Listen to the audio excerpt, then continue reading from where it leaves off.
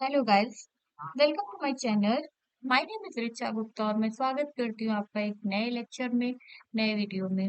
तो गाइस, पिछले वीडियो में हमने बात की थी एक्सेल में V lookup, H lookup, index formula कैसे यूज करते हैं और इंडेक्स को मैच फार्मूला के साथ यूज करके किस तरह से डायनामिक बनाते हैं।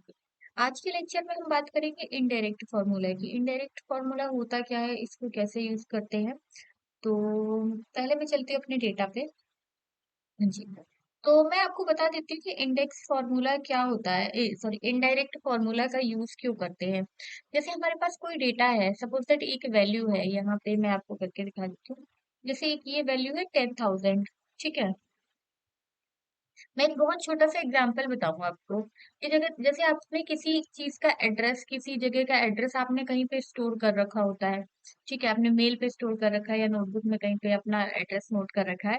तो आपको उसका एड्रेस चाहिए तो कैसे जाओगे, पहले आप अपनी मेल ओपन करोगे, फिर मेल पे आप अपना उसका एड्रेस लिखोगे।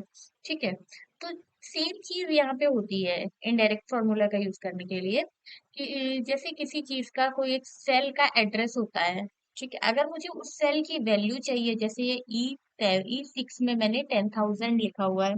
अब मुझे ई सिक्स की वैल्यू की चाहिए, तो कैसे मैं एक्सेस करूंगा, पहले ई सिक्स में जाऊंगी, तब मुझे उसका एड्रेस मिलेगा।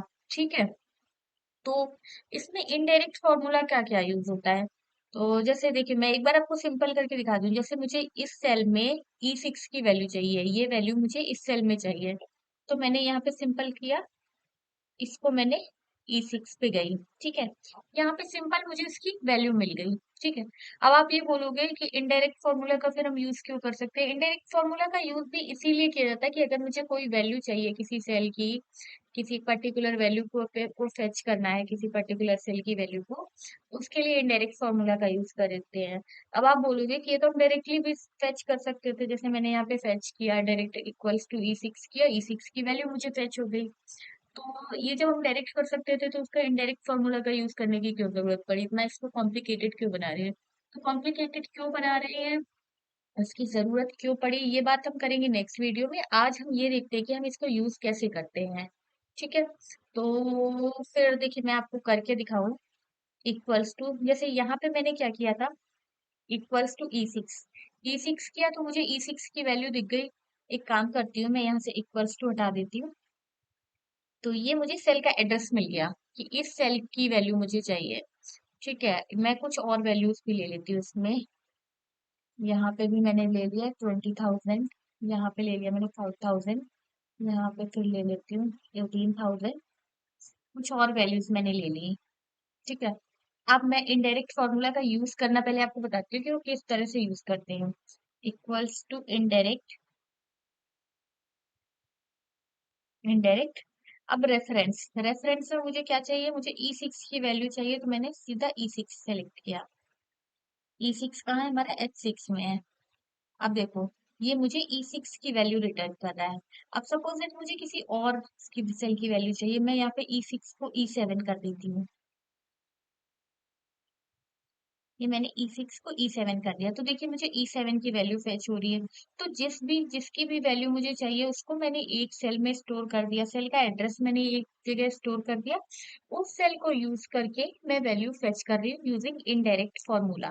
ठीक है। तो ये अप्लाई कैसे करते हैं, अब एक चीज और मैं आपको दिखाती हूँ कि अगर जैसे ये तो सेम शीट की बात कर रहे थे कि सेम शीट में जो हमारी वैल्यूज है उनको फेच करना है। अब अगर दूसरी शीट से मुझे वैल्यू फेच करनी है, तो यहाँ पे मैं एक बार शीट का एड्रेस ले लेती हूँ। इक्वल्स टू, जैसे मुझे शीट वन से चाहिए, तो शीट वन पे गए हम, मुझे ये सेल चाहिए।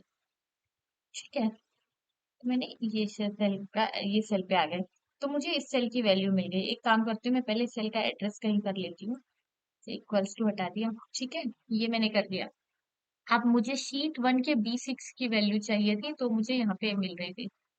अब मैं इसको एक काम करती हूँ, यहाँ पे इनडायरेक्ट फॉर्मूला का यूज करके दिखाती हूँ। Indirect, sorry, equals to indirect reference address लिख दिया मैंने। और ये मुझे देखिए शीट वन की B6 की वैल्यू मुझे मिल रही है। यहाँ पे जरा मैं चेंज कर देती हूँ, शीट वन का B7 कर देती हूँ। देखिए ये वैल्यू चेंज हो रही है, अब शीट वन का B7 आ रहा है। इसी तरह मैं यहाँ पे शीट का नेम जरा चेंज कर देती हूँ। मैंने शीट 2 का B7 कर दिया। C2 में बी शीट 2 में B7 की वैल्यू इसमें यहाँ पे आ रही है। तो इनडायरेक्ट फॉर्मूला का यूज क्यों करते हैं? हमें किसी एड्रेस की वैल्यू फेच करनी होती है, तो उसके लिए इनडायरेक्ट फॉर्मूला का यूज करते हैं। ठीक है।